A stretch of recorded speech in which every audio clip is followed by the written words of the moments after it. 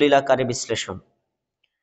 রমাদান মাস আসলে একজন মুমিনের জন্য ১ নম্বর কাজ কুরআন তেলাওয়াত করা, ২ নম্বর কাজ সাহারি খাওয়া, ৩ নম্বর হলো রোজা রাখা, ৪ নম্বর হলো ইফতার করা, ৫ নম্বর হলো তারাবিহের সালাত আদায় করা, ৬ নম্বর হলো যাকাত আদায় করা, ৭ নম্বর হলো বেশি বেশি দান সদকা করা, ৮ নম্বর হলো বেশি বেশি তাওবা ইস্তেগফার করা, ৯ নম্বর হলো ফিতরা আদায় করা।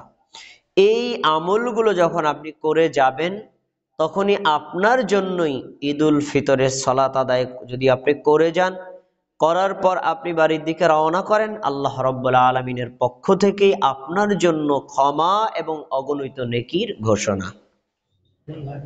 কিন্তু আমলগুলোতে যদি আমরা কম বেশি ত্রুটি বিচ্যুতি করি, ঠিক মতো আদায় করতে না পারি, তাহলে আমাদের কিন্তু আল্লাহর পক্ষ থেকে নেকির ঘোষণা, আল্লাহর পক্ষ থেকে ক্ষমার ঘোষণাও প্রত্যাশা করা যাবে না।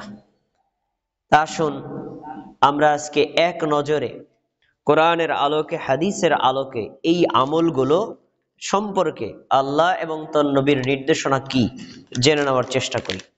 প্রথমে কোরআন তিলাওয়াত করা।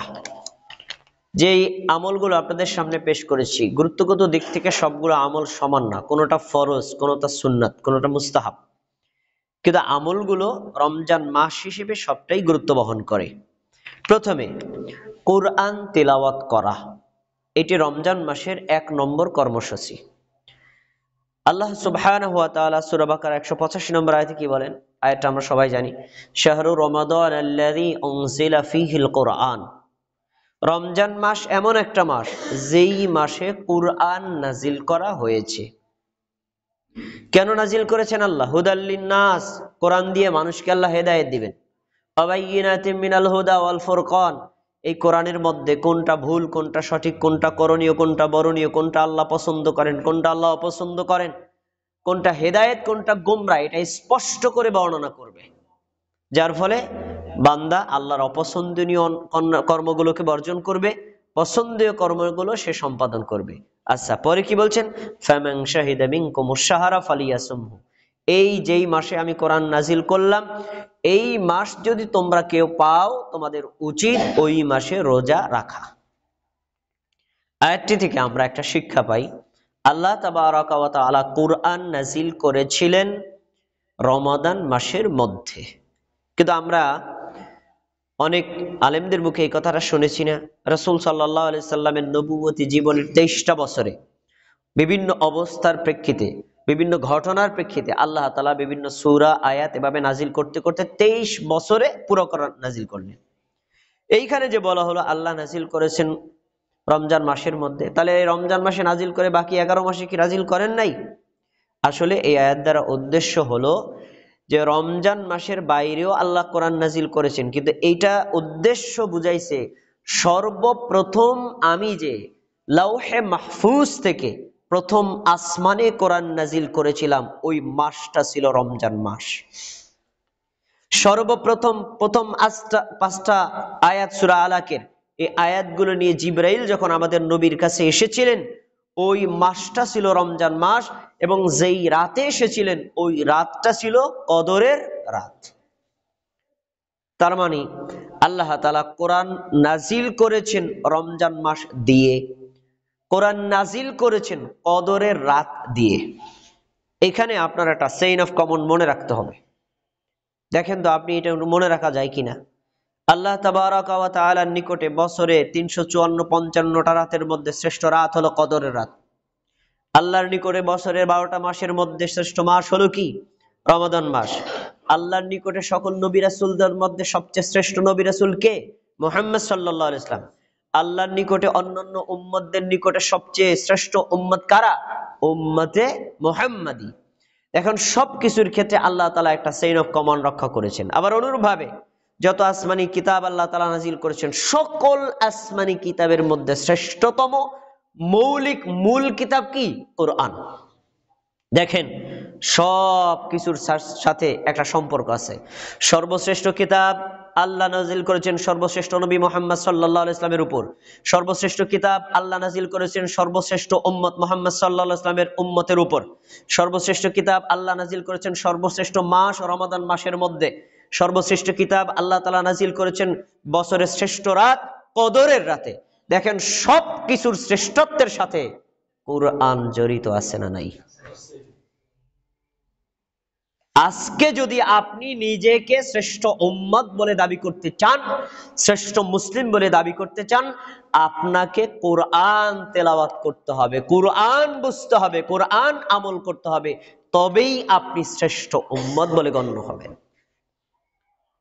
তো আল্লাহ তাবারাকা ওয়া তাআলা বাকি 11টা মাসে নাজিল করলেন না, রমজান মাসে নাজিল করেছেন এই কোরআন, তাহলে অন্যান্য মাসে তো আমরা তেলাওয়াত করবই, রমজান মাসে কি আরো গুরুত্ব দিয়ে তেলাওয়াত করা উচিত না? এজন্যই বলেছি রমজান মাসের মধ্যে একজন মুমিন আর মুসলিমের জন্য, একজন নারী আর পুরুষের জন্য যতগুলো কর্মসূচি আছে তার ভিতরে 1 নম্বর কর্মসূচি হচ্ছে কোরআন তেলাওয়াত করা। অন্যান্য মাসে যদি দৈনিক আমরা 5 মিনিট পড়ি, এই মাসে পড়ব কমপক্ষে 1 ঘন্টা। অন্যান্য মাসে যদি আধা ঘন্টা করে পড়ি তাহলে এই মাসে আরো বেশি পড়তে হবে। অন্যান্য মাসে যদি একটা সূরা অর্থ সহ পড়ি তাহলে এই মাসে আরো বেশি পড়তে হবে। কোরআন পড়া, কোরআন শেখা, কোরআন বোঝা, কোরআন তিলাওয়াত করার মাস হলো এই রমাদান মাস। তাহলে আমরা এই মাসটাতে কোরআন বেশি বেশি তেলাওয়াত করব, এটা আমাদের 1 নম্বর কর্মসূচি। 2 নম্বর, তারাউই সালাত আদায় করা। অন্যান্য মাসে আমরা তাহাজ্জুদের সালাত আদায় করি। তাহাজ্জুদ আর তারাবি একই সালাতের 2টা নাম, নামাজ এক কিন্তু নাম 2টা। রমজান মাসের মধ্যে যখন পড়বেন তখন তার নাম হয় তারাবি, রমজান মাসের বাইরে যখন পড়বেন তখন তার নামই হয় তাহাজ্জুদ। তাহাজ্জুদ আর তারাবি 2টাই মূলত কিয়ামুল লাইল, রাতের নামাজ। এখন তাহাজ্জুদ সালাত আদায় করা এটা আমাদের জন্য ফরজ না, নফল, কিন্তু রমজান মাস আসলে এটা সুন্নতে মুআক্কাদা হয়, আরো বেশি গুরুত্ব বেড়ে যায়। রমজান মাসে বাইরে নবী সাল্লাল্লাহু আলাইহি সাল্লাম কিয়ামুল লাইল আদায় করেছেন, কখনো জামাতে পড়েন নাই, আর কাউকে পড়তে অত বেশি উৎসাহ প্রদান করেননি, শুধু ফজিলত বয়ান করেছেন। কিন্তু তারাবি সালাত রাসূল সাল্লাল্লাহু আলাইহি ওয়াসাল্লাম নিজে পড়েছেন, সাহাবীদেরকে পড়তে বলেছেন, তাদেরকে নিয়ে জামাতে পড়েছেন, এবং পড়লে কি ফজিলত হবে তাও তিনি উল্লেখ করেছেন। দেখেন হাদিস, রাসূলুল্লাহ সাল্লাল্লাহু আলাইহি ওয়াসাল্লামের হাদিস, সহিহ বুখারী 2009 নম্বর হাদিস, রাসূল সাল্লাল্লাহু আলাইহি ওয়াসাল্লাম বলছেন, মান কামা রমাদান, যে ব্যক্তি রমজান মাসে কিয়াম আদায় করবে, মানে তারাবির সালাত আদায় করবে, ঈমানান, ঈমানের সাথে, ওয়াহতিসাবান, নেকির আশায়, গুফিরা লাহু মা তাকাদ্দামা মিন যামবিহি, এই তারাবির সালাত আদায় করার কারণে আল্লাহ ওই বান্দা আর বান্দির পূর্ববর্তী পাপ ক্ষমা করে দিবেন। সুবহানাল্লাহ। আমরা আমাদের পাপ যদি ক্ষমা চাই, আল্লাহর পক্ষ থেকে ক্ষমা নিয়ে নিতে আমাদের প্রত্যাশা থাকে, তাহলে আমাদের এই রমজান মাসে তারাবির সালাত আদায় করতে হবে। এর শর্তে, 1, আপনার ঈমান থাকতে হবে। ঈমানহীন ভাবে তারাবির সালাত আদায় করলে কোনো কাজ হবে না। আর আপনি তারাবির সালাত আদায় করবেন সমাজ, মানুষ, দেশ, এলাকায় দেখে আপনার প্রশংসা করবে তার জন্য না, করতে হবে আল্লাহর সন্তুষ্টির জন্য। ঈমানের সাথে নেকির আশায় তারাবির সালাত আদায় করলে আল্লাহ আপনার পাপ ক্ষমা করে দিবেন। আমরা কি চাই না আমাদের পাপ ক্ষমা হোক? তাহলে ক্ষমা পেতে হলে আমাদেরকে তারাবির সালাতের অবশ্যই প্রস্তুতি নিয়ে আদায় করতে হবে। এখন তারাবির সালাত আদায় করবেন কিভাবে, তার পদ্ধতিটা কি? তার পদ্ধতি রাসূল সাল্লাল্লাহু আলাইহি ওয়াসাল্লামের আমল থেকে পাওয়া যায়। সহিহ বুখারী 2013 নম্বর হাদিস, আবু সালামা ইবনে আব্দুর রহমান, রাসূলুল্লাহ সাল্লাল্লাহু আলাইহি ওয়াসাল্লাম মৃত্যুবরণ করার পরে এই তাবেঈ রাসূলের প্রাণ প্রিয় স্ত্রী আয়েশার কাছে জিজ্ঞেস করছেন, আন্না উসালা আয়েশা রাদিয়াল্লাহু তাআলা আনহা কাইফা কানাত সালাতু রাসূলিল্লাহি সাল্লাল্লাহু আলাইহি ওয়াসাল্লাম ফি রমাদান। হে উম্মুল মুমিনিন আয়েশা, আপনি বলেন তো রাসূল সাল্লাল্লাহু আলাইহি সাল্লাম রমজান মাসের মধ্যে রাত্রি বেলায় কি রকম, কিভাবে, কতটুকু, কোন পদ্ধতিতে কিয়ামুল লাইল আদায় করতেন? তারাবির সালাত বলেন বা কিয়ামে রমাদান বলেন বা তাহাজ্জুদ বলেন, তিনি রাত্রি বেলায় ইবাদতটা কিরকম করতেন আমাদেরকে বলেন। তাবির জিজ্ঞেস করার উদ্দেশ্য ছিল কি? আয়েশা রাদিয়াল্লাহু তাআলা আনহা থেকে নবী সাল্লাল্লাহু আলাইহি ওয়াসাল্লামের আমল শুনবেন, জানবেন, সেই অনুযায়ী নিজেও আমল করবেন। আচ্ছা, এবার ফাকালাত, রাসূলের স্ত্রী আয়েশা বলছেন, মা কানা ইয়াজিদু ফি রমাদানা ওয়ালা ফি গায়রিহি। আল্লাহ নবী সাল্লাল্লাহু আলাইহি ওয়াসাল্লামের আমলের ব্যাপারে তুমি জানতে চাইছো রমজান মাসের মধ্যে, তাই না? এবার শোনো, রমজান মাসের মধ্যে বলো রমজান মাসের বাইরে বলো, 12টা মাসেই আল্লাহ রাসূল সাল্লাল্লাহু আলাইহি সাল্লাম 11 রাকাতের বেশি সালাত আদায় করতেন না। আলাইহি 11 রাকাতান, 11 রাকাত পড়তেন। তার 11 রাকাতের বিবরণ কি তিনি পরে বলছেন, ইউসাল্লি আরবাআন, প্রথমে তিনি 4 রাকাত সালাত আদায় করতেন। 4 মানে একই সালামে 4 না, প্রথমে 2 রাকাত পরে একটু বিশ্রাম নিতেন, তারপরে আবার 2 রাকাত পরে হালকা একটু বিশ্রাম নিতেন। এই যে বিশ্রাম বলতে ঘুম না, মানে একটু বিশ্রাম মানে একটু রেস্ট নেওয়া। আচ্ছা, 2-2-4 পড়লেন, তারপরে আবার সুম্মা ইউসাল্লি আরবাআন, 4 রাকাত পড়ার পর একটু দীর্ঘ বিশ্রাম নিতেন, এই জন্য তিনি ডিস্টেন্স করে বলছেন। আবার তিনি 4 রাকাত পড়তেন। তাই 2-2-4 আবার 2-2-4, মোট হলো কত? 8 রাকাত। আচ্ছা, সুম্মা ইউসাল্লি সালাসান, তারপরে তিনি পড়তেন 3 রাকাত বিতর। এখন প্রথম 4 পরের 4, এই 4 8 রাকাত সালাতটা কেমন হতো তার বিবরণ আয়েশা রাদিয়াল্লাহু তাআলা আনহা ওই তাবিকে বলতে চেয়েছিলেন, কিন্তু তিনি তার ভাষা খুঁজে পান নাই। তিনি বলেছেন, ওই যে 4 রাকাত সালাত এত সুন্দর ছিল, ফালা তাসআল আন হুসনিহিন্না অতুলিহিন্না, রাসূল সাল্লাল্লাহু আলাইহি ওয়াসাল্লাম ওই 4 রাকাত সালাত এত দীর্ঘ কিরাত দিয়ে পড়তেন, রুকুতে সেজদায় এবং 2 রুকু থেকে দাঁড়ানোর পরে 2 সেজদার মাঝখানে তিনি এত শান্তশিষ্টভাবে এত সুন্দর করে পড়তেন। ওই নামাজের সৌন্দর্যতার বর্ণনা, ওই নামাজের কিরাতের বর্ণনা তুমি আমাকে জিজ্ঞেস করো না, আমি তা দিতেই পারবো না। সুবহানাল্লাহ। আমরা হাদিসে 2টা শিক্ষা বের করতে পারি, শিক্ষা অনেক আছে, 2টা শিক্ষা আমি হাইলাইট করতে চাই। প্রথম শিক্ষাটা হলো, রাসূলুল্লাহ সাল্লাল্লাহু আলাইহি সাল্লামের সালাত ছিল দীর্ঘ কেরাত দিয়ে। তাহলে তারাবির সালাত আমাদের নবী আদায় করতেন কি দিয়ে? দীর্ঘ কেরাত দিয়ে, মানে একই রাকাতে বড় বড় সূরা পড়তেন। 2 নম্বর হলো, রাসূল সাল্লাল্লাহু আলাইহি সাল্লামের সালাতটা ছিল সৌন্দর্য মণ্ডিত, অনেক সুন্দর। সুন্দর বলতে আমরা কি বুঝাই? নবী সাল্লাল্লাহু আলাইহি সাল্লামের নামাজের শুরু থেকে শেষ পর্যন্ত যতগুলো দোয়া, যতগুলো আরকান, যতগুলো রুকন আছে, প্রত্যেকটা আরকান আর রুকন সবই তিনি করতেন শান্ত শিষ্টভাবে। নামাজের আত্মপন্ত কোন কর্মে তিনি তাড়াহুড়া করতেন না। নামাজে দাঁড়ানো, কেরাত পড়া, তারপর আপনার দোয়া মাসুরা পড়া, অথবা আপনি বলেন মানে নামাজের যে সকল কর্মগুলো আছে, রুকুর তাসবিহ পড়া, রুকু থেকে দাঁড়ানোর পরে তাহমিদ পড়া, সেজদার তাসবিহ পড়া, 2 সেজদার মাঝখানে তাসবিহ এবং দোয়া করা, এগুলো সবই ছিল আমাদের নবী সাল্লাল্লাহু আলাইহি ওয়াসাল্লামের শান্ত শিষ্টভাবে, কোন কর্মে তিনি তাড়াহুড়া করতেন না। আমরা এই 2 জায়গাতে একটু আমাদের সমাজের সাথে মিলাই। আমরা যখন তারাবির সালাতের ইমাম সাহেবের পিছনে পড়ি, তখন দেখা যায় ইমাম সাহেব একটু আগে 4 রাকাত ফরজ সালাত আদায় করেছেন, শান্তশিষ্টভাবে পড়লেন। তারপরে আমরা সবাই যার যার মতো 2 রাকাত সুন্নাত পড়লাম, যার যার মতো সুন্নাতটা পড়লাম। এরপরে যখন ইমাম সাহেব তারাবির সালাত শুরু করলেন, তখন তারাবিতে দাঁড়ানোর পর থেকে শেষ পর্যন্ত ইমাম সাহেবের নামাজের গতি কি দ্রুত হয় না শান্ত হয়? ফরজ সালাতের সাথে দ্রুত বেড়ে গেছে। আর রাসূল সাল্লাল্লাহু আলাইহি সাল্লাম তিনি ফরজ সালাত যতটা শান্তশিষ্টভাবে না পড়তেন, তার চাইতে আরো বেশি শান্ত গতিতে পড়তেন এই তারাবির সালাত। তাহলে রাসূল সাল্লাল্লাহু আলাইহি সাল্লামের সালাতের সাথে আমাদের সালাতের একটু ভিন্নতা আছে না নাই? আছে। আচ্ছা, এই জন্য আমাদের উচিত হবে, আমরা যদি তারাবির সালাতের মাধ্যমে আল্লাহর পক্ষ থেকে ক্ষমা পেতে চাই, রাসূলুল্লাহ সাল্লাল্লাহু আলাইহি ওয়াসাল্লাম যেইভাবে, যে পদ্ধতিতে, যেই সিস্টেমে, যেভাবে আদায় করেছেন, আপনাকে আর আমাকে ঠিক একইভাবে আদায় করতে হবে। একটু কম বেশি করলে আপনি এই নেকির দ্বারা আল্লাহর পক্ষ থেকে ক্ষমা পাওয়ার প্রত্যাশা করতে পারবেন না। আচ্ছা, এরপরে যাই আমরা সাহারি খাওয়া। রমজান মাসে 3 নম্বর কর্মসূচি সাহারি খাওয়া, ভোর বেলায় খাবার খাওয়া। ভোর বেলায় খাবার খাওয়াটাকে রাসূল সাল্লাল্লাহু আলাইহি ওয়াসাল্লাম বলেছেন সহিহ বুখারীতে যে তাসাহহারু ফা ইন্না ফিস সাহুরি বারাকাহ, তোমরা ভোর বেলায় উঠে খাবার খাও, কেননা এই খাবারের মধ্যেই তোমাদের রয়েছে বরকত বা কল্যাণ। তাহলে সাহারি একটা বরকতময় খাবার, সাহারি একটা কল্যাণময় খাবার। এই কল্যাণটা আপনার 2 দিক থেকেই আছে। একটা হলো নেকির দিক থেকে, ভোরবেলা উঠে যদি আপনি সাহারি খান, সাহারি খেলেও একটা নেকি পাবেন। আরেকটা হলো সাহারি খেলে আপনার রোজারও অনেক কষ্ট কমে যাবে। কেউ যদি সাহারি না খেয়ে রোজা রাখে, নিয়ত ঠিক রাখে, তাহলে তো রোজা হবে, কিন্তু কষ্ট তার কম হবে না বেশি হবে? বেশি হবে। তাই জন্য নবী সাল্লাল্লাহু আলাইহি ওয়াসাল্লাম বলছেন তোমরা সাহারি খাও, সাহারি খাওয়ার মধ্যে বরকত আছে। আরেকটি হাদিস আছে, রাসূল সাল্লাল্লাহু আলাইহি ওয়াসাল্লাম বলছেন ফাসলু মা বাইনা সিয়ামিনা ওয়া সিয়ামি আহলাল কিতাবি আকলাতুস সাহার। শোনো, ইহুদিরা রোজা রাখে, খ্রিস্টানরাও রোজা রাখে, তোমরাও সিয়াম রাখো। ইহুদি, খ্রিস্টান আর অন্যান্য অমুসলিমদের মধ্যে তোমাদের সিয়ামের মধ্যে পার্থক্য হলো তারা ভোরবেলায় খাবার খায় না, আর আমরা ভোরবেলায় খাবার খাই।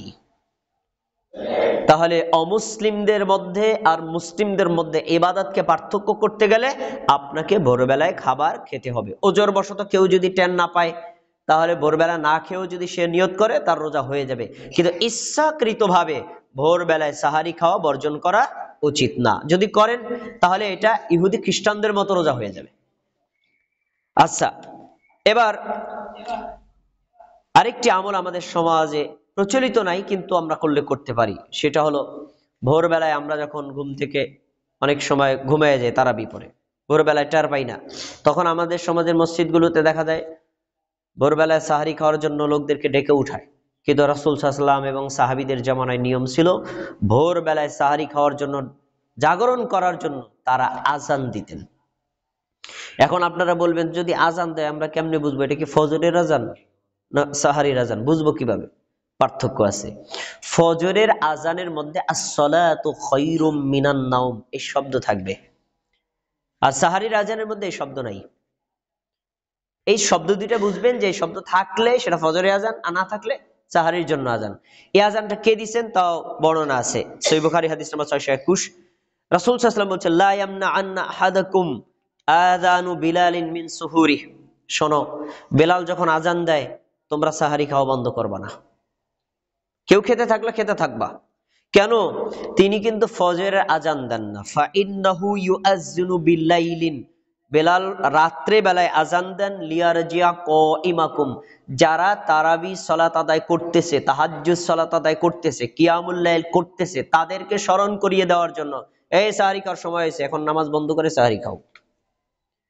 আর ওয়ালি ইউনাব্বিহ নাইমাকুম, যারা ঘুমিয়ে আছে রাত্রিবেলায়, তাহাজ্জুদ তারাবি সালাত আদায় করেনি কিন্তু ঘুমিয়ে গেছে, তারা যেন ভোরবেলায় উঠতে পারে, এই জন্য তাদেরকে সতর্ক করতে বেলাল রাদিয়াল্লাহু তাআলা আনহু আজান দিতেন। তাহলে বোঝা যায় যে সাহারির জন্য আজান এটি একটা সুন্নাত, কিন্তু আমাদের সমাজে এটা প্রচলিত নাই। এটা যদি কোনো সমাজে সবাই মিলে করে তাহলে তো কোনো সমস্যা নেই, অবশ্যই সুন্নাতটা জীবিত করা যায়।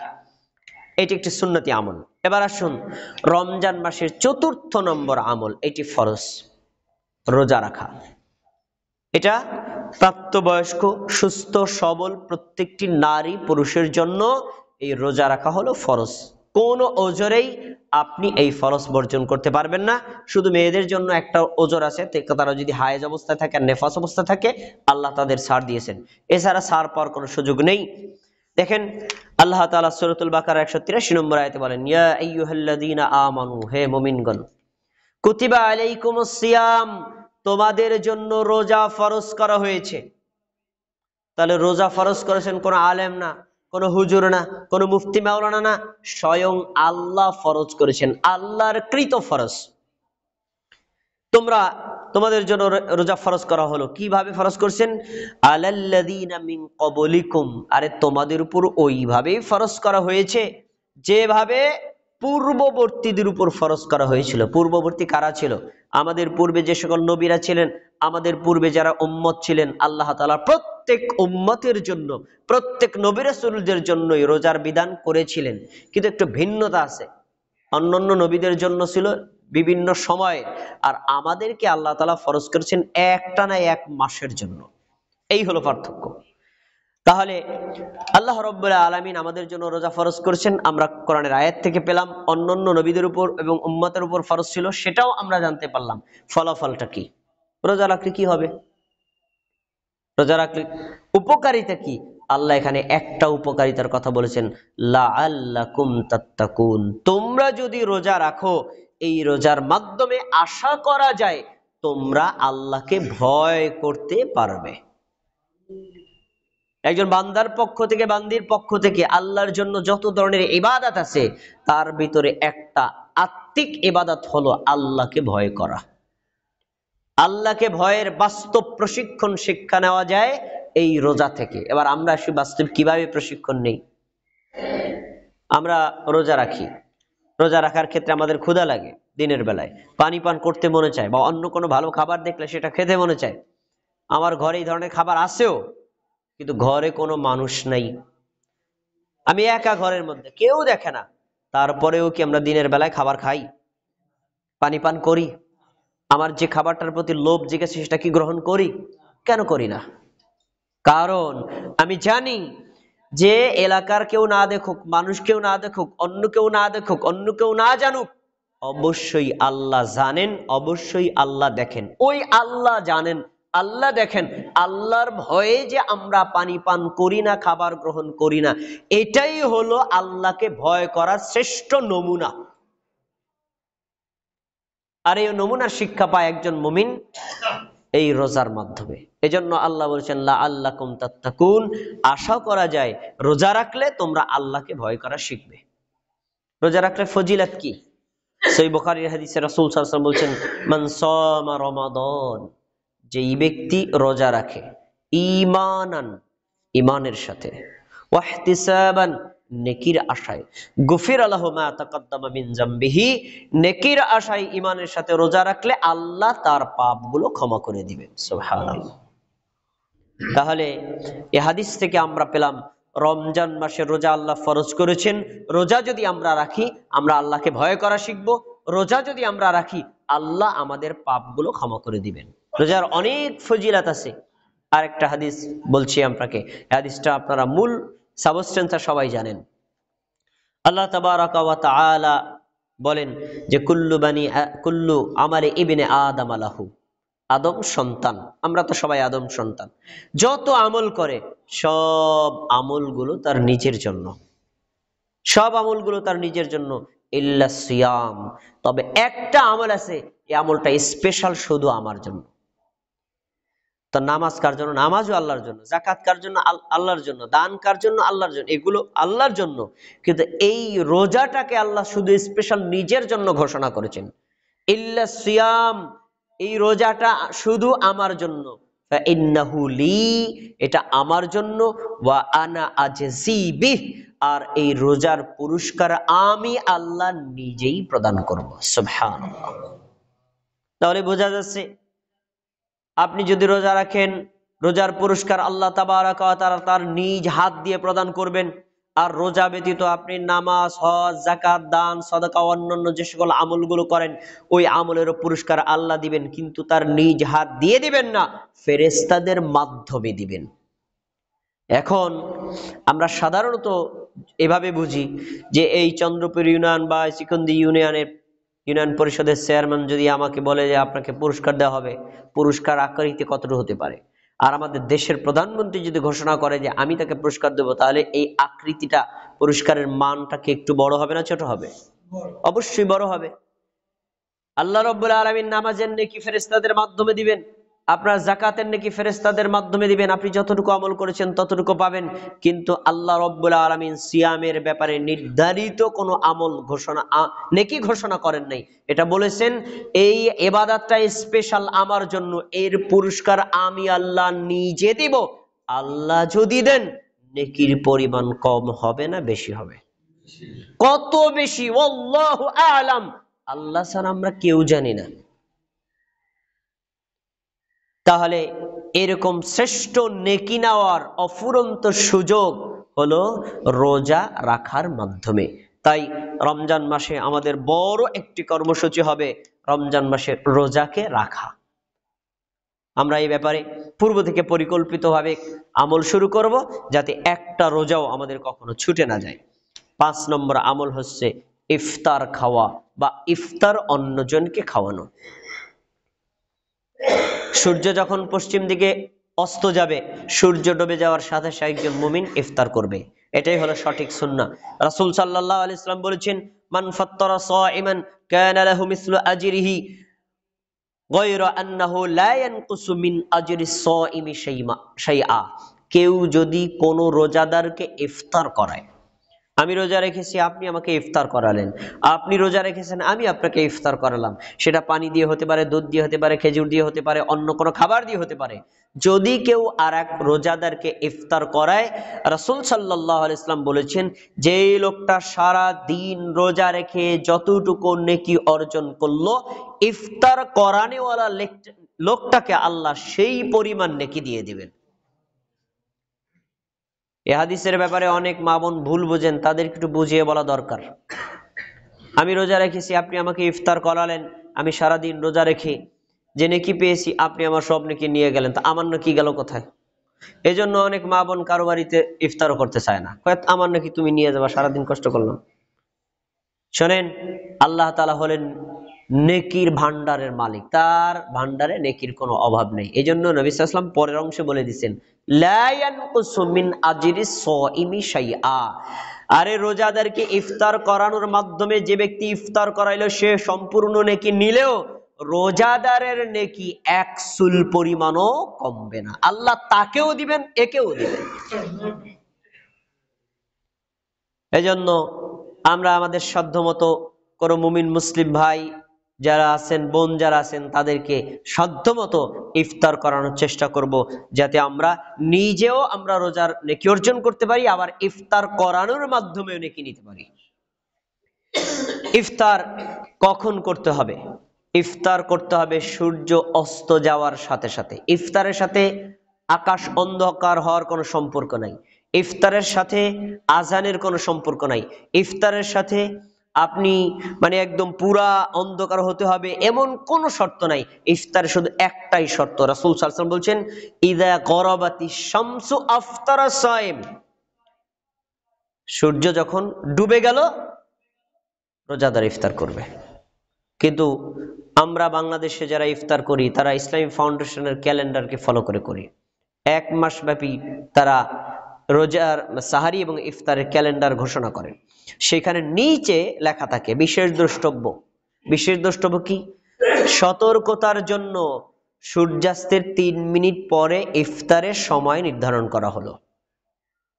সূর্যাস্ত যায় ধরেন 21 মিনিটে, 6টা 21 মিনিটে, কিন্তু ওনারা ওই সতর্কতার জন্য 3 মিনিট যুক্ত করে, তা 3 আর 21 কত হয়? 24 মিনিটে। 24 গিয়ে তারা আজানের ঘোষণা দেয়।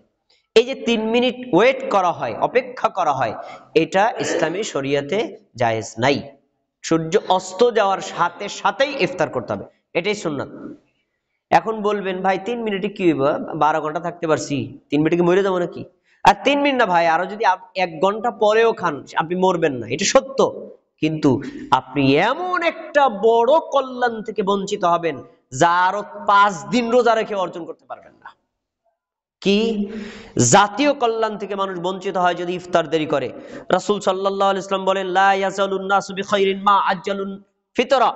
শোনো, আমার উম্মত ততদিন পর্যন্ত কল্যাণের মধ্যে থাকবে, অবশ্যই তারা নেকির মধ্যে থাকবে, উত্তমতার মধ্যে থাকবে, যতদিন পর্যন্ত তারা তাড়াতাড়ি ইফতার করবে।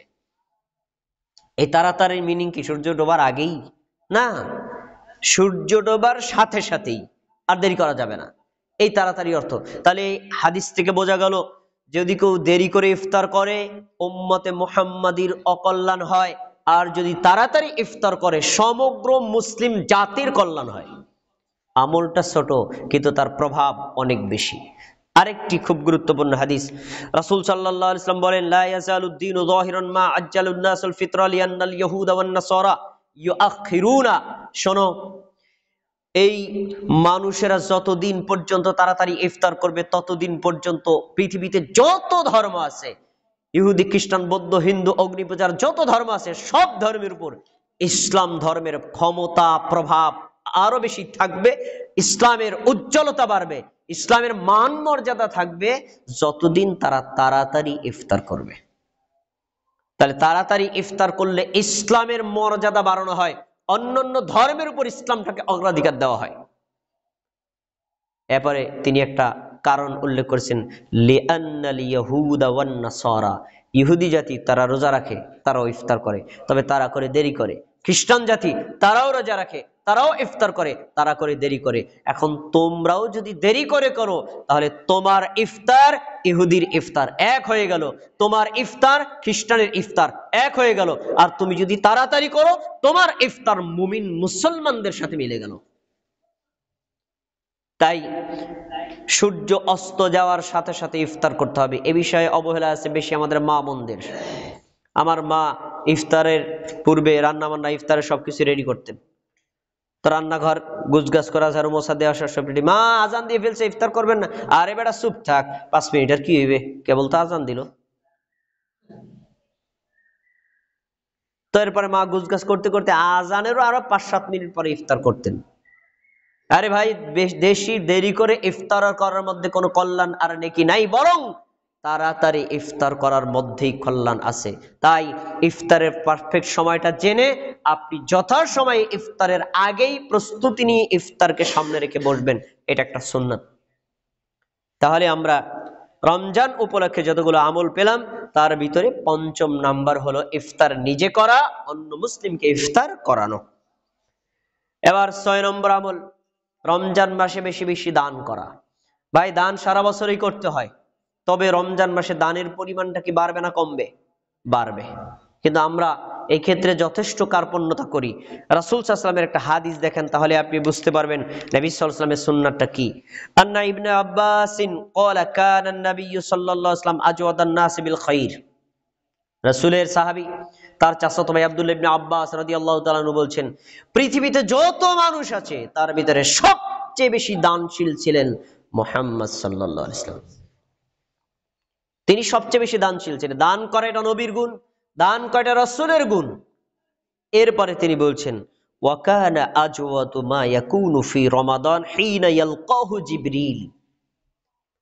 রমজান মাসে যখন জিবরাইল আমাদের নবীর সাথে দেখা করতে আসতেন, ওহির বাণী নিয়ে আসতেন, ওহির বিধান নিয়ে আসতেন, কোরআন তেলাওয়াত নিজে পড়ে শোনাতেন, আবার নবীর থেকে শুনতেন, তখন আমাদের নবীর দানের পরিমাণ আরো বেড়ে যেত। এবার পরের বাক্যটা আরো কঠিন, দেখেন, ওয়াকানা জিবরিল আলাইহিস সালাম ইয়ালকাহু কুল্লা লাইলাতিন ফি রমাদান হাত্তা ইয়ানসালিকা আলাইহি ইয়ারিদু আলাইহিন নবী সাল্লাল্লাহু আলাইহি ওয়াসাল্লাম কুরআন। রমজান মাসে প্রত্যেক রাতে জিবরাইল আলাইহিস সালাম আমাদের নবীর কাছে আসতেন, এসে বলতেন, আমি আপনাকে কোরআন তেলাওয়াত করে শোনাই, আপনি শোনেন। তারপরে বলতেন, আপনি আমাকে শোনান, আমি শোনাই, আমি শুনি, আপনি পড়ে শোনান, আমি শুনি। জিবরাইল মুহাম্মদ সাল্লাল্লাহু আলাইহি ওয়াসাল্লামকে পড়ে শোনাতেন, মুহাম্মদ সাল্লাল্লাহু আলাইহি ওয়াসাল্লাম শুনতেন, মুহাম্মদ সাল্লাল্লাহু আলাইহি ওয়াসাল্লাম পড়তেন, জিবরাইল আলাইহিস সালাম শুনতেন। এটা ছিল প্রত্যেক রাতের কারবার। এখন কি বলছেন, ফাইযা লাকিয়া জিবরিলু কানা আজওয়াদু বিল খাইরি মির রিহিল মুরসালা।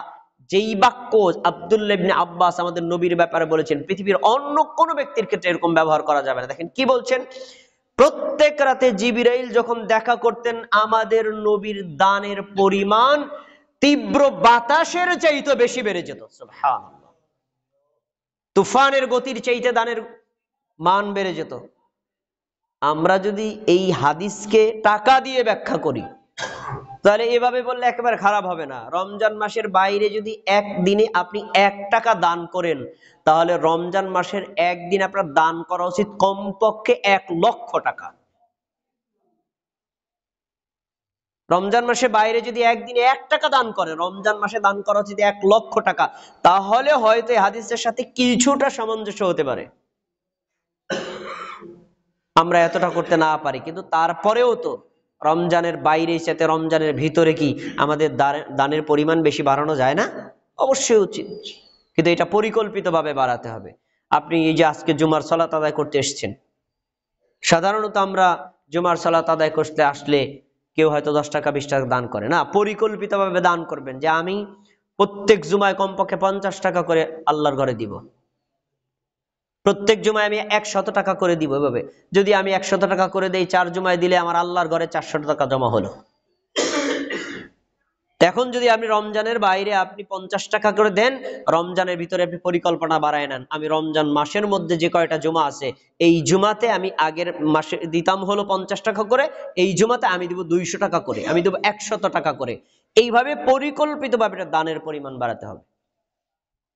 তাই রমজান মাসে আমাদেরকে আল্লাহর রাস্তায়, মসজিদে, মাদ্রাসায়, এতিমখানায়, অসহায়দের, গরিব ভিক্ষুক যারা আছে তাদেরকে বেশি বেশি দান সদকা করতে হবে। এটি রমজান মাসের আমলগুলোর মধ্যে অন্যতম একটি আমল। 7 নম্বর, রমজান মাসে যাকাত দেওয়া। যদিও যাকাতের সম্পর্কটা রমজান মাসের সাথে না, কিন্তু আমরা রমজান মাসে এই ফজিলতটা এই জন্যই বর্ণনা করি, 12টা মাসের মধ্যে আমাদের বাকি 11 মাস মনে থাকে না, কিন্তু রমজান মাস আমরা কেউ ভুলি না। আমরা তো ভুলি না, হিন্দুরাও বলে না, এই মাসটা বেশি স্মরণে থাকে।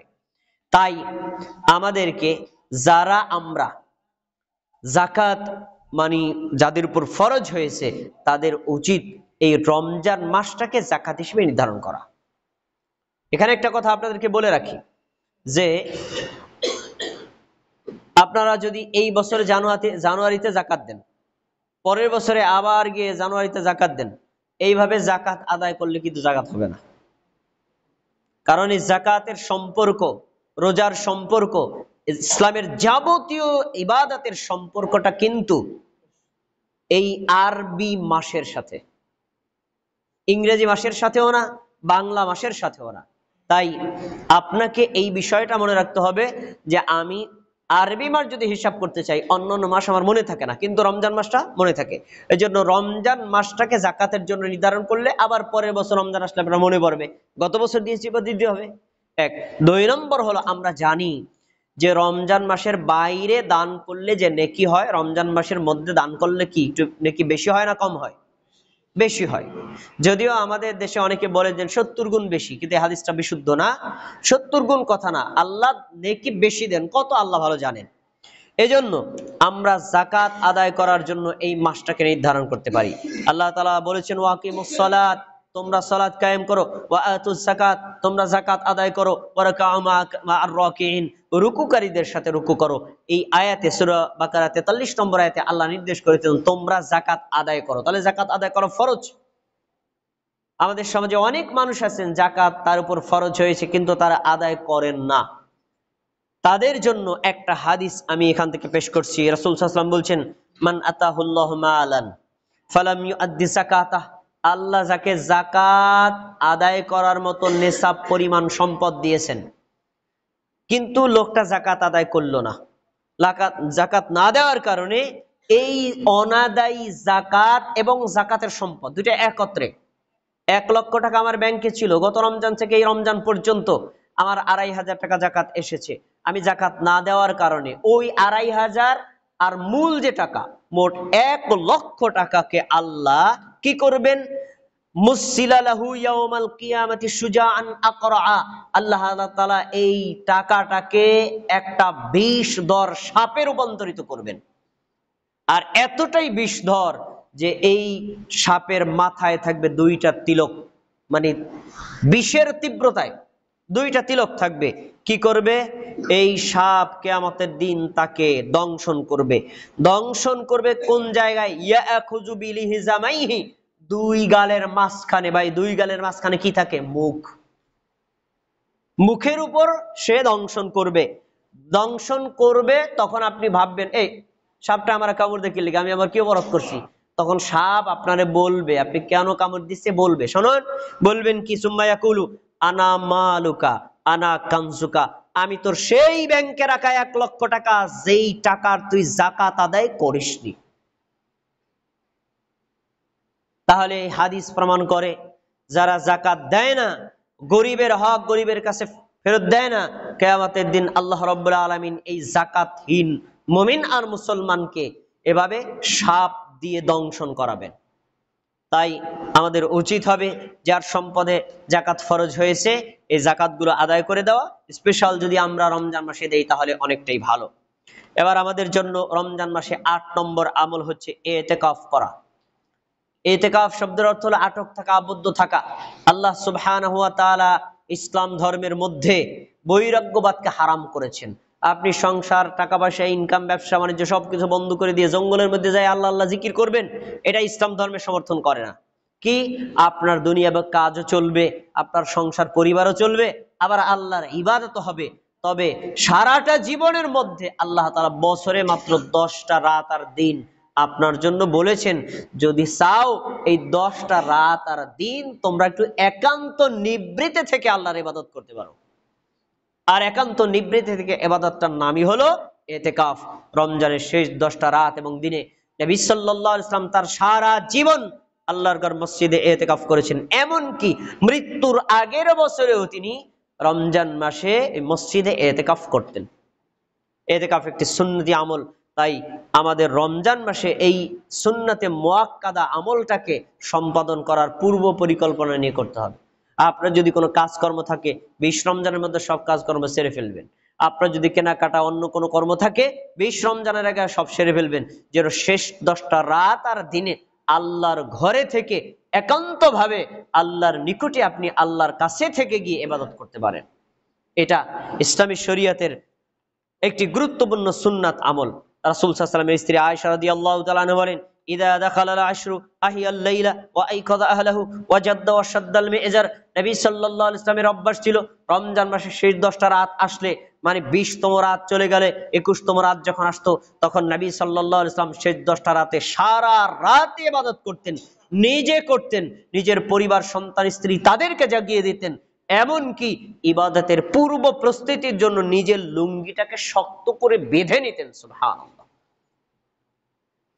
তাহলে বোঝা যাচ্ছে রমজান মাসে প্রথম দশকের চাইতে মাঝের দশকে ইবাদতের গতি হবে বেশি, মাঝের দশকের চাইতে শেষ দশকের গতি আরো বেশি হবে। এই গতিটা যদি আপনি ধরে রাখতে চান, আপনাকে এই সুন্নতে মুআক্কাদা আমল ইতিকাফ করতে হবে। 9 নম্বর হচ্ছে লাইলাতুল কদর তালাশ করা। আমি কিন্তু শিরোনাম দিয়েছি লাইলাতুল কদর তালাশ করা। আমি বলতে পারতাম যে রমজান মাসের 27তম রাতে ইবাদত করা, এটা বলি নাই। কিন্তু আমাদের সমাজের মানুষ মনে করে রমজানের 27তম রাতেই হলো কদর, এমনটি মনে করে না কি করে না? এটা হলো হতে পারে, কিন্তু নিশ্চিত করে কেউ বলতে পারবে না। তালাশ করতে বলা হয়েছে। রাসূল সাল্লাল্লাহু আলাইহি ওয়াসাল্লাম বলছেন তাহাররাউ লাইলাতুল কদর, তোমরা লাইলাতুল কদর তালাশ করো। আবার বলছেন মান কানা মুলতামিসা ফালিয়ালতামিসা ফিল আশরিল আওয়াখির, যে ব্যক্তি লাইলাতুল কদর তালাশ করতে চায় সে যেন শেষ 10টা রাতে তালাশ করে। তার মানে রমজান মাসের 20তম দিন আর রাত চলে যাওয়ার পর 21তম রাত থেকে শুরু করে 30 আর 29তম রাত পর্যন্ত এই 10টা অথবা 9টা রাতের যে কোনো একটা রাতে কদর আছে। কোন রাতে? আল্লাহু আ'লাম, আল্লাহই ভালো জানেন। আপনি যদি কদর তালাশ করতে চান আপনাকে 10টা রাতেই ইবাদত করতে হবে। 10টা রাতে যদি আপনি অক্ষম হন, হাদিসে আরেকটু ছাড় দেওয়া হয়েছে। ঠিক আছে 10টা রাতে পারো না, তাহলে বেজোর 5টা রাতে করো। 21তম রাত, 23তম রাত, 25তম রাত, 27তম রাত আর 29তম রাত। আরে এটাতেও যদি অক্ষম হও, কমপক্ষে 21 আর 27 এই 2টা রাতে অবশ্যই আপনাকে গুরুত্ব দিয়ে করতে হবে। কারণ 21তম রাতে লাইলাতুল কদর হওয়ার বুখারীতে হাদিস আছে, আর 23তম রাতে লাইলাতুল কদর হওয়ার প্রমাণ আবু দাউদের হাদিসে আছে, আর 27তম রাতের লাইলাতুল কদর হওয়ার প্রমাণও আবু দাউদের হাদিসে আছে। রাসূল সাল্লাল্লাহু আলাইহি ওয়াসাল্লামের জামানায় 21তম রাতে লাইলাতুল কদর কিভাবে হলো? সাহাবায়ে কেরাম নবীর সাথে মাঝের 10টা রাতে ইতিকাফে বসলেন। 20তম দিন ফজর সালাত আদায় করার পরে সবাই গাট্টি বস্তা বাঁধছে, বাড়ি চলে যাবে। নবী সাল্লাল্লাহু আলাইহি ওয়াসাল্লাম বললেন, সাহাবীরা শোনো, তোমরা তো বাড়ি রওনা দিচ্ছ তাই না? হ্যাঁ, আমাকে লাইলাতুল কদর দেখানো হয়েছে। আমি দেখলাম স্বপ্নে যে লাইলাতুল কদরের রাতে আমি কাদামাটির উপর সেজদা দিচ্ছি। তা আমার মতামত হলো তোমরা বাড়িতে না গিয়া বাকি 10টা রাতে ইতিকাফ করো। যারা বেডিং পত্র রেডি করেছিলেন তারা বললেন আচ্ছা ঠিক আছে গেলাম না, আবার ইতিকাফে বসে গেলেন। সবাই একটু আমার দিকে খেয়াল করেন। 20তম দিনে ফজরের সালাতের পর আমাদের নবী কথা বলেছেন, তো এই কথা বলার পরে সবাই এবার ইতিকাফে বসে গেলেন। 20তম দিনটা চলে গেলে কততম রাত আসবে? 21তম রাত। খেয়াল করে শোনেন, এবার 21তম রাত শুরু হলো। রাসূল সাল্লাল্লাহু আলাইহি ওয়াসাল্লাম ইবাদত করলেন, আমরাও ইবাদত করলাম, ফজর সালাত জামাতের সাথে আদায় করলাম। ওই রাতে বৃষ্টি বর্ষণ হলো। মসজিদে নববী ছিল, উপরের ছাদটা ছিল খেজুর পাতার ছানি। বেশি বৃষ্টি পড়ার পর কারণে ওই ফাঁকা দিয়ে সুয়াইয়া সুয়াইয়া টপকায় টপকায় ফ্লোরে পানি পড়ছে।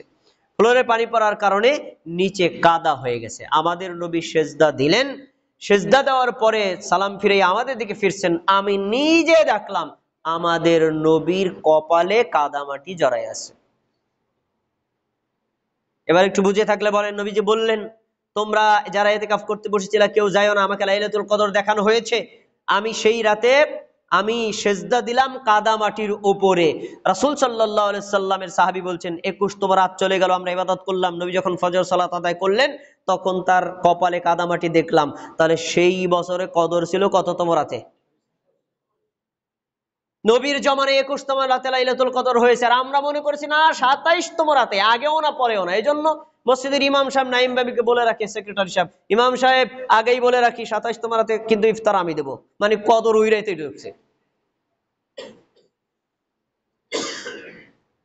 কদর যে ওই রাতে অনিশ্চিত, তবে হতে পারে। এই যে 10টা রাতের মধ্যে বেজোর 5টা রাতের গুরুত্ব বেশি, বেজোর 5টা রাতের মধ্যে 21, 23 আর 27 রাতের গুরুত্ব বেশি, এই 3টা রাতের মধ্যে 27 রাতের গুরুত্বটা বেশি। কিন্তু প্রত্যেক বছরে এই রাতে এটা নিশ্চয়তা কেউ দিতে পারে না। এখন আপনি যদি লাইলাতুল কদরে সালাত আদায় করেন, ইবাদত করেন, কি হবে? আপনারা তো এই বর্ণনা শুনেছেন, রাসূল সাল্লাল্লাহু আলাইহি ওয়াসাল্লাম বলছেন, মান কামা লাইলাতুল কদরি ঈমানান ওয়া ইহতিসাবান গুফিরা লাহু মা তাকাদ্দামা মিন যামবি। কোন ব্যক্তি যদি কদর রাতে ইবাদত করে, কদর রাতে সালাত আদায় করে ঈমানের সাথে, নেকির আশায়, আল্লাহ তার পূর্ববর্তী পাপগুলো ক্ষমা করে দিবেন। সুবহানাল্লাহ। আর সূরা কদরেতে তার বর্ণনা আছে, ইন্না আনজালনাহু লাইলাতুল কদর ওয়া মা আদরাকা মা লাইলাতুল কদর। নবী, আমি কোরআন নাজিল করেছি কদর রাতে, তুমি কি জানো কদর রাত কি? কদরের রাত হলো লাইলাতুল কদরি খায়রুম মিন আলফি শাহর। এটা এমন একটা রাত, এক রাতের মর্যাদা 1000 মাসের চাইতেও বেশি। সুবহানাল্লাহ। তাহলে এই একটা রাতের মর্যাদা, নেকি আমরা যদি অর্জন করতে চাই, আমাদেরকে পূর্ব পরিকল্পনা নিয়ে রমজান মাসের শেষ 10টা রাতে ইবাদত করতে হবে। এবার 10মতম আমল হচ্ছে যাকাতুল ফিতর বা ফিতরা আদায় করা। আমাদের দেশের আলেমরা বলেন ফিতরা দেওয়া ওয়াজিব, কিন্তু ফিতরা দেওয়া ফরজ। রাসূল সাল্লাল্লাহু আলাইহি ওয়াসাল্লামের সাহাবী আব্দুল্লাহ ইবনে ওমর, আব্দুল্লাহ ইবনে আব্বাস থেকে বর্ণিত হাদিস, তিনি বলেছেন, ফারাদা রাসূলুল্লাহ সাল্লাল্লাহু আলাইহি ওয়াসাল্লাম যাকাতুল ফিতরি তুহরাতাল লিস-সাইমি ওয়া তুনাতাল লিল মাসাকিন। আল্লাহর নবী সাল্লাল্লাহু আলাইহি ওয়াসাল্লাম ফিতরা ফরজ করেছেন। ফারাদা ওয়াহিদ মুযাক্কার গায়েবের সিগা, স্পষ্ট শব্দ ফরজ, এখানে ওয়াজিব ব্যাখ্যা করার কোনো সুযোগ নাই। আল্লাহর নবী ফরজ করেছেন। কি উপকারিতা কি? ফিতরা যদি দেন, আমরা রমজান মাসে রোজা রাখি, রোজার যে হক আমরা অনেকে আদায় করতে পারি না। রোজা রাখা অবস্থায় গীবত শিকায়ত করা যাবে না, রোজা রাখা অবস্থায় গালিগালাজ করা যাবে না, রোজা রাখা অবস্থায় ঝগড়া মারামারি করা যাবে না, রোজা অবস্থায় অশ্লীল কোনো কর্ম করা যাবে না, কিন্তু আমরা অনেক সময় করে ফেলি। আল্লাহর নবী সাল্লাল্লাহু আলাইহি ওয়াসাল্লাম একটা সুযোগ দিয়ে দিচ্ছেন, আরে তোমার দ্বারা যদি অশ্লীল কোনো কথা হয়েই যায়, ঝগড়া যেটি হয়ে যায়, তুমি যদি ফিতরা দাও, তাহলে ফিতরার কারণে এই রোজার ত্রুটি আল্লাহ ক্ষমা করে দিবেন। সুবহানাল্লাহ, কত সুন্দর সুযোগ। এখন ফিতরা দিবেন, তার পরিমাণটা কি? আমরা তো প্রত্যেক বছর ইসলামী ফাউন্ডেশনের দিয়ে তাকিয়ে থাকি, তাকিয়ে থাকার কোনো দরকার নাই। আপনি দৈনন্দিন নিয়মিত যে খাবারটা খান, এই খাবারটা 1 সা পরিমাণ দিবেন। আমরা নিয়মিত খাবার খাই ভাত, ভাতের মূল হলো চাল। আপনি রাসূল সাল্লাল্লাহু আলাইহি ওয়াসাল্লামের জামানার যদি 1 সা ধরেন, তাহলে কোন সা 2.5 কেজি, কোন সা 3.5 কেজি, কোন সা 3 কেজি। আমরা অত সন্দেহে না গিয়ে 3 কেজি ধরলাম। আপনি আপনার প্রত্যেক পরিবারে যে কজন সদস্য আছে, এক একজন সদস্যের পক্ষ থেকে 3 কেজি করে চাল দিয়ে দিবেন। আপনার পরিবারে যদি 5 জন সদস্য থাকে, 3 পাঁচা 15 কেজি চাল দিয়ে দিবেন। আপনার নবীর এবং সাহাবীদের দেখানো সুন্নাত অনুযায়ী ফিতরা আদায় হয়ে যাবে। প্রিয় ভাইরা, এটা হলো 10মতম আমল। 11তম আমলটা বলে আমি আমার আলোচনা শেষ করছি। 11তম আমলটা খুবই গুরুত্বপূর্ণ। সেটা হলো আমরা রমজান মাস এই 10টা আমল করি। 10টা আমল করার পর আল্লাহ রাব্বুল আলামিন রমজান মাসের শেষের দিকে আমাদের জন্য ক্ষমার ঘোষণা করেন। এই 10টা আমল যেই সেই বান্দাবান্দি করলো, আমি তাদেরকে ক্ষমা করে দিলাম। কিন্তু সব মুমিন আর সব মুসলিমকে ক্ষমা করা হয় না। তিরমিজির হাদিস, এই হাদিস আপনারা আলেম ওলামাদের মুখ থেকে শুনেছেন। নবী সাল্লাল্লাহু আলাইহি সাল্লাম রমজান মাসে এই মেম্বারের প্রথম তাকে উঠলেন, বললেন আমিন, দ্বিতীয় তাকে উঠলেন, বললেন আমিন, তৃতীয় তাকে উঠলেন, বললেন আমিন। সাহাবায়ে কেরাম বললেন, আল্লাহ নবী আগে তো এরকম কখনো বলেন নাই, আপনি আমিন আমিন কেন বললেন? নবী সাল্লাল্লাহু আলাইহি ওয়াসাল্লাম এর একটা ব্যাখ্যা করে বলেছেন যে এর ভিতরে একজন ব্যক্তি হচ্ছে যে রমজান মাস পেল, ফালাম ইউগফার লাহ, রমজান মাস চলেও গেল কিন্তু তাকে ক্ষমা করা হলো না। ক্ষমার শ্রেষ্ঠ মৌসুম, শ্রেষ্ঠ মাস হলো রমজান মাস। আর এই রোজার মাধ্যমে পাপ ক্ষমা হয়, ইফতারের মাধ্যমে পাপ ক্ষমা হয়, সাহারির মাধ্যমে পাপ ক্ষমা হয়, তারপরে তারাবির মাধ্যমে পাপ ক্ষমা হয়, আর কোরআন তেলাওয়াতের মাধ্যমে পাপ ক্ষমা হয়। এগুলো কত সুযোগ পেল, এগুলো আমলও করলো না, ক্ষমাও পেল না। এই লোকটা ধ্বংস হোক। জিবরাইল আমাকে প্রস্তাব দিয়েছেন, আমি আমিন বলেছি। তাহলে হাদিস প্রমাণ করে রমজান মাসে কেউ যদি ক্ষমা না পায় তাহলে তার জন্য অত্যন্ত দুঃসংবাদ। তো রমজান মাসে ক্ষমা আপনি কেমনে পাইবেন? ক্ষমা চাওয়া লাগবে না? ক্ষমা তো চাইতে হবে, তারপরে পাবেন।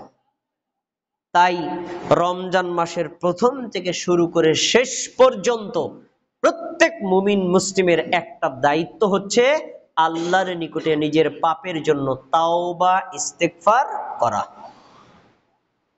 আমরা তো বিভাজন করে ফেলেছি, প্রথম 10 রাত আর দিন কি রহমতের, মাঝের 10টা রাত আর দিন কি ক্ষমার, আর শেষের 10টা রাত আর দিন কি নাজাতের।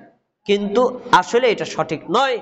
রমজান মাসে যখন চাঁদ দেখা যাবে তখন থেকে শুরু, আবার ঈদের চাঁদ ওঠা পর্যন্ত পুরো 29টা রাত আর দিন, 24টা ঘন্টা রহমতেরও সময়, মাগফিরাতেরও সময়, নাজাতেরও সময়। এজন্য আপনি যে কোনো সময় যে হালতে থাকেন আল্লাহর কাছে নিজের পাপের জন্য বেশি বেশি তাওবা ইস্তেগফার করবেন। আল্লাহ তাবারাক ওয়া তাআলা আমাদের সবাইকে রমাদান মাস উপলক্ষে এই 11টি আমল বেশি বেশি করে সম্পাদন করে আল্লাহর পক্ষ থেকে ক্ষমা নেওয়ার তৌফিক দান করুন। আমিন।